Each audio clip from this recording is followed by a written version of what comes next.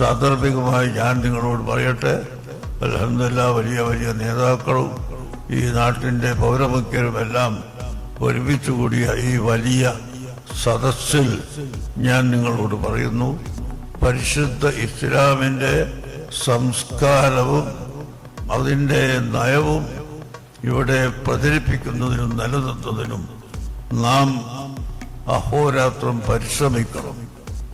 ഇപ്പൊ അടുത്ത ദിവസം സമസ്ത കേരള ജമിയത്തുൽ ഉലമയുടെ ഒരു പ്രമേയം, ഞാൻ ഒറ്റക്കൊന്നുമല്ല, എല്ലാവരും 40ഓളം വരുന്ന ഉലമാക്കൾ ചേർന്ന മുസാവറയുടെ ഒരു പ്രമേയം, അന്യ സ്ത്രീകളും പുരുഷന്മാരും ഇടകലരുന്ന ഒരു പദ്ധതിയും പാടുള്ളതല്ല എന്ന് മാത്രമാണ് ഞങ്ങൾ പറഞ്ഞത്.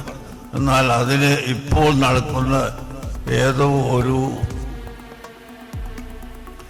വ്യായാമത്തിൻ്റെ പേരിലാണ് ഈ പറഞ്ഞതെന്ന് അർത്ഥം വെക്കുകയും എന്നിട്ട് അത് ഞാൻ സമസ്തയുടെ ജനറൽ സെക്രട്ടറി എന്ന നിലക്ക് എൻ്റെ പേരിൽ മാത്രം പ്രസ്താവനയാക്കി മാറ്റി.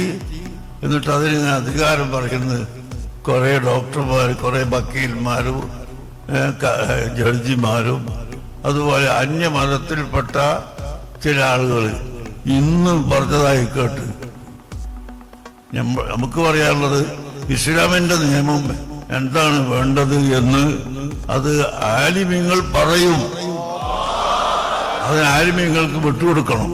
മറ്റുള്ള മതക്കാരതിൽ കടന്നുകൂടി വന്നിട്ട് ഇസ്ലാമിന്റെ വിധി അത് നടപ്പാവൂല എന്ന് പറഞ്ഞ ഇന്നൊരാളെ പ്രസ്താവന കേട്ടു. അയാളുടെ പാർട്ടികൾ തന്നെ അയാൾ ജീവിക്കുന്ന ജില്ലയിൽ ഞാൻ പത്രമെടുത്ത് നോക്കി, ഏരിയ സെക്രട്ടറിമാരെ തെരഞ്ഞെടുത്തിരിക്കുന്നു 18 പേരെ. ഈ 18ഉം പുരുഷന്മാരാ, ഒരൊറ്റ പെണ്ണിനെയും അവർക്ക് കിട്ടിയിട്ടില്ല. ഈ 18 എണ്ണവും പുരുഷന്മാരാണ്. എന്തേ അവിടെ പെണ്ണുങ്ങളെ പരിഗണിക്കാതിരുന്നത്? എന്താണ് അവിടെ ഒന്നും പെണ്ണുങ്ങളെ പരിഗണിക്കാത്തത്? ഞങ്ങൾ പറയുന്നതിനിങ്ങനെ കുതിര കയറാൻ വരണോ? ഞങ്ങളെ മതത്തിന്റെ വിധി ഞങ്ങൾ പറയുന്നത് മുസ്ലിമീങ്ങളോടാണ്.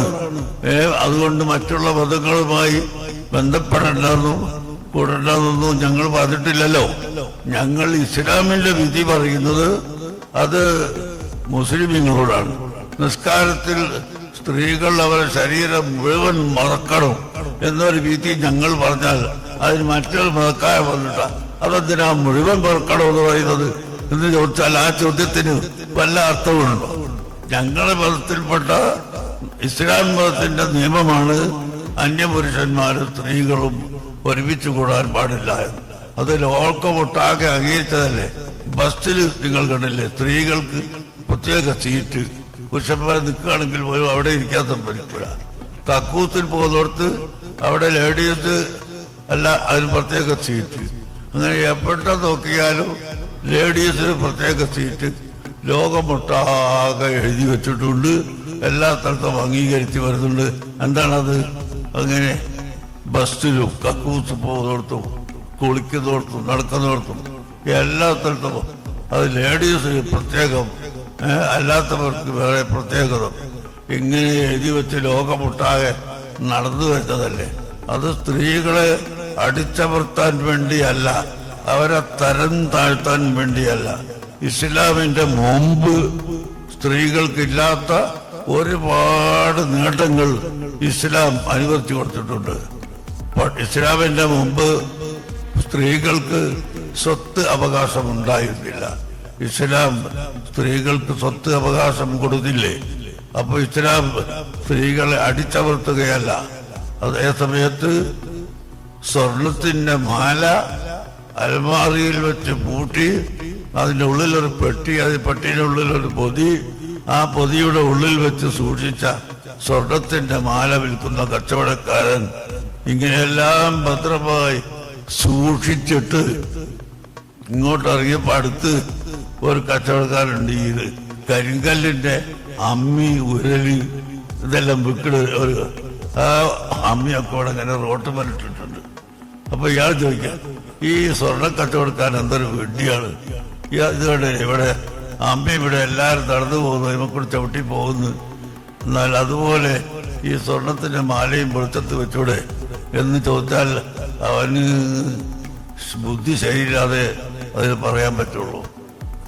കാരണം ഈ മാല ഇങ്ങനെ പുറത്തു വെച്ചാൽ എല്ലാവരും തൊട്ട് നോക്കി അവസാനം വാങ്ങാൻ വരുന്ന ആളുകൾക്ക് ഉപയോഗിക്കാൻ പറ്റാതെയായി പോകും. അല്ലെങ്കിൽ ആരെങ്കിലും കട്ടുകൊണ്ടുപോകും. കരിങ്കല്ലിൻ്റെ അമ്മയാണെങ്കിലും കട്ടുകൊണ്ടുപോകുമോ? അല്ലെങ്കിൽ ചവിട്ടിയാൽ കേട് വരുമോ? ഒന്നുമില്ല. അപ്പൊ അങ്ങനെ സ്ത്രീകളെ സംബന്ധിച്ചിടത്തോളം അവരുടെ പാതിവൃത്തിയും അവരുടെ സംരക്ഷണവും നിലനിൽക്കുന്നതിന് വേണ്ടിയാണ് ഇസ്ലാം പർദ സമ്പ്രദായം വെച്ചിട്ടുള്ളത്. അതിന് ഒരാളും എതിർത്തിട്ട് കാര്യമില്ല. ഉലമാവ് പറയേണ്ടത് ഉലമാവ് പറയുക തന്നെ ചെയ്യും. അതിന് മുസ്ലിം സമുദായം എപ്പോഴും അത് സ്വീകരിക്കാൻ ബാധ്യസ്ഥരാണ് എന്ന് ഞാൻ നിങ്ങളെ ഓർമ്മപ്പെടുത്തുകയാണ്.